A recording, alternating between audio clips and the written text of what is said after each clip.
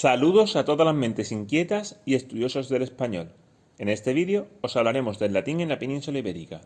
Además, lo hemos dividido en 3 apartados, ¿verdad, Macarena? En efecto, Jesús, hablaremos de la fase de la romanización, de los rasgos del latín hispánico y estudiaremos por último la evolución del latín vulgar.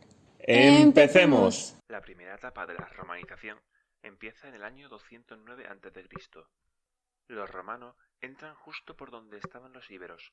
En ese momento, el sur y el este de la península se convierten en zonas romanas divididas en Hispania Citerior, desde el Pirineo hasta Cartagena, e Hispania Ulterior, desde Cartagena hasta el sur de Portugal. En la segunda fase, consiguieron avanzar hacia el centro de la península, que estaba ocupado en ese momento por celtíberos y celtas. En ese periodo se producen las batallas de Viriato y la guerra numantina, que terminó con el sitio de la ciudad de Numancia. Llegamos así a la tercera fase de la romanización. La Galaiquia fue sometida en el año 61 a.C. por Julio César, los astures y los cántabros en cambio en el año 25 por Augusto. A continuación vamos a completar lo dicho anteriormente. En la primera fase de la romanización, los romanos entran en contacto con los íberos y los tartesios. La romanización en el este y el sur fue mucho más rápida e intensa. En las inscripciones que se encuentran desaparecen muy pronto los nombres íberos y tartesios, es decir, la fase de bilingüismo es muy breve. Dentro de esta primera fase se habían distinguido dos subzonas que posteriormente cambiaron de nombre: la Hispania Citerior, que sería la Tarraconensis, y la Hispania Ulterior, la Bética. A esta última vino gente de todo tipo, soldados, administrativos, colonos y patricios que se desplazaron desde Italia. El latín aquí llegó a ser más culto. En el centro, a mediados del siglo II a.C., la romanización fue menor. Por otra parte, las estructuras indígenas apenas se modificaron, de manera que convivieron con los elementos romanos. En el siglo II después de Cristo sigue habiendo inscripciones bilingües. La conclusión es que la acción de sustrato puede contemplarse para esta zona. Por último, la llegada de los romanos al norte fue cronológicamente la última, y allí se encuentran con astures, cántabros y vascos. La romanización que se produjo en esa zona, especialmente sobre los vascos, fue escasa, por tanto la latinización fue superficial. Solo el movimiento cristiano fue lo que permitió que la latinización se profundizara en esta zona. En cuanto a la Hispania Ulterior, se divide en dos provincias, la Bética y la Lusitana. Cuando terminaron las guerras con astures y cántabros, sus territorios se anexionaron a las zonas limítrofes, cántabros a la Citerior y los astures a la Lusitana. En cuanto a los rasgos del latín hispánico, podemos hablar de dos grupos lingüísticos en la Romania. Uno es el grupo oriental, que correspondería a la antigua Dacia, Dalmacia y la península itálica, y otro es el grupo occidental, que correspondería a Hispania, Galia, el norte de Italia y Recia. Hay unas determinadas características lingüísticas que amparan esta división. Mientras que en Oriente se da una acentuación esdrújula, en Occidente hay una pronunciación llana o aguda. En Oriente no sonorizan las oclusivas sordas en posición intervocálica, mientras que en Occidente sí que sonorizan. En Oriente, los grupos KT y KS se mantienen, y en Occidente, la velar vocaliza o palataliza a la siguiente. En Oriente, la K palatalizada no llegó más allá de una articulación prepalatal. En Occidente, se hizo dental o interdental. En Oriente, se usa la terminación en i para marca del plural de nombre y adjetivo, y en Occidente se usa os. En Oriente, el tiempo futuro se construye con una perífrasis con el verbo huele, y en Occidente, esa perífrasis se construye con el verbo habere. El primer rasgo del latín hispánico es el arcaísmo. La primera manera de clasificarlo es por el aislamiento de la península, particularmente el de la Bética, que está más lejos de Roma que la Tarraconensis. Una hipótesis para explicar el arcaísmo parte de la neolingüística italiana. Se trata de la división entre las áreas laterales y las centrales. En el imperio, el área central sería Roma y las áreas laterales serían Hispania y Galia hacia el oeste y la antigua Dacia hacia el este. Según esta teoría, la zona central sería más innovadora con respecto al cambio, mientras que las zonas laterales serían más conservadoras. Esta hipótesis olvida que la relación del centro con los laterales es comercial, de modo que nunca se perdió la conexión. El número de arcaísmos que hay en el latín hispánico no es mayor de lo que puede haber en otras zonas. Otros rasgos del latín hispánico es el dialectalismo. En la primera y segunda oleada había presencia de elementos dialectales. Por la parte lingüística, la justificación se basa en algunas huellas de los coumbros en latín. Este asunto no está resuelto porque los dialectos itálicos anteriores al latín no se conocen bien.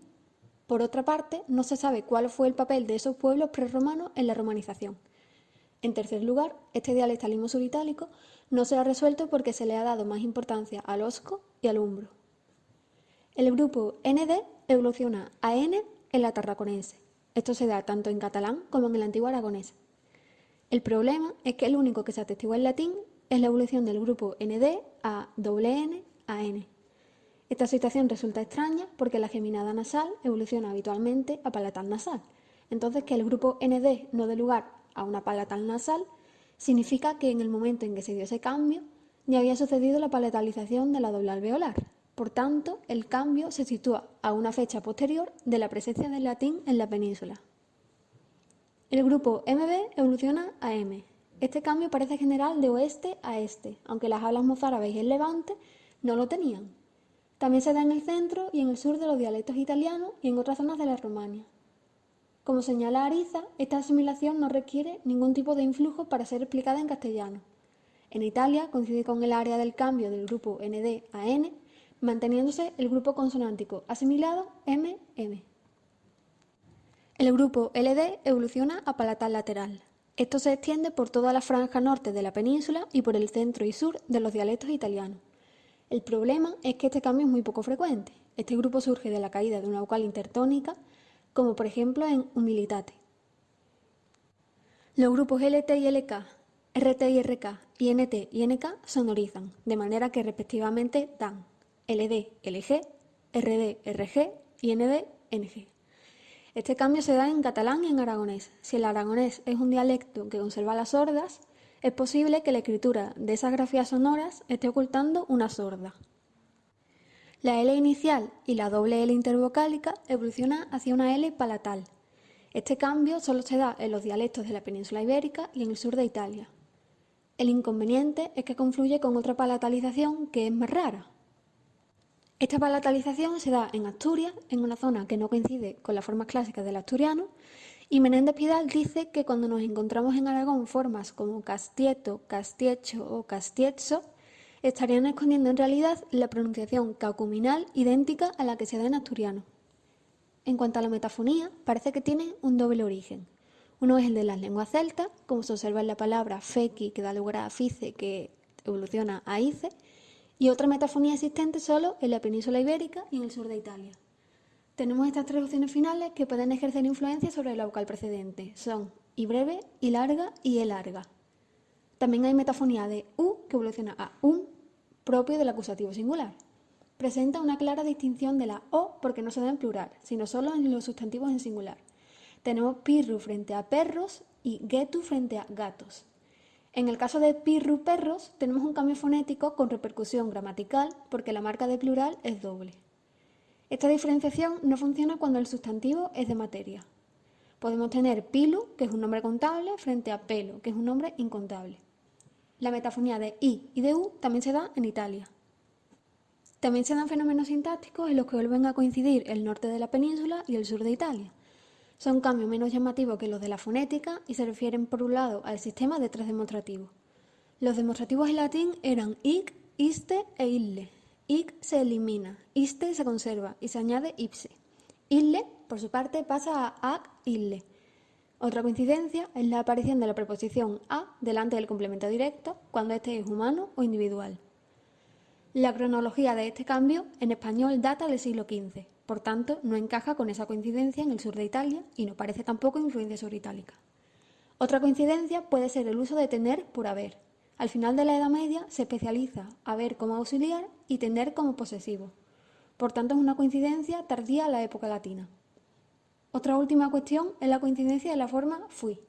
Es una forma verbal de dos infinitivos, ir y ser. Señala Ariza que esta forma ya existía en latín clásico para ambos verbos, así que no parece que se pueda atribuir a ningún dialecto. El léxico se basa en coincidencias de variantes. El osco-umbro parece estar detrás de ciertas evoluciones léxicas en las que se da la evolución de la U larga a la O, como sucede en October, que pasa a octubre, que pasa a octubre. También podría atribuirse la influencia osco-umbra a algunos casos de confusión de E por I, que también está compartida en otros romances, como sucede en los ejemplos Estiua y Willa. También hay otro dialectalismo motivado por la gente que había en la península a la llegada de los romanos. El contacto entre los romanos y esos otros pueblos pudo haber dado diferencia. Sin embargo, no tenemos pruebas que justifiquen la diferenciación dialectal del latín en la península. Antonio Tobar afirma que en el siglo II, en el centro, norte y oeste, encuentra ejemplos de sonorización. Por otro lado, en el oeste no hay confusiones entre I larga e I breve, U larga y U breve y sus correspondientes medias. El último rasgo del latín hispánico es la innovación. Esta característica está muchísimo menos desarrollada. Se refiere a los elementos del latín clásico que desaparecen en la evolución. Tenemos ejemplos como frater, que se sustituyó por germanus y de ahí tenemos hermano, o claudere, que se sustituyó por serrare y de ahí tenemos cerrar. San Isidoro señala como específicos del latín hispano algunos ejemplos como catenatus, que daría lugar a candado, o amarum, que daría lugar al color amarillo. Estas palabras nos pueden dar idea de que existía un carácter innovador en el latín hispano, idea que podríamos contrastar con la idea de si existía conciencia de que el latín hispano fuera diferente. Muchísimas gracias por ver este vídeo. Si queréis ver más vídeos como este, Suscríbete y dale a la campanita. es gratis.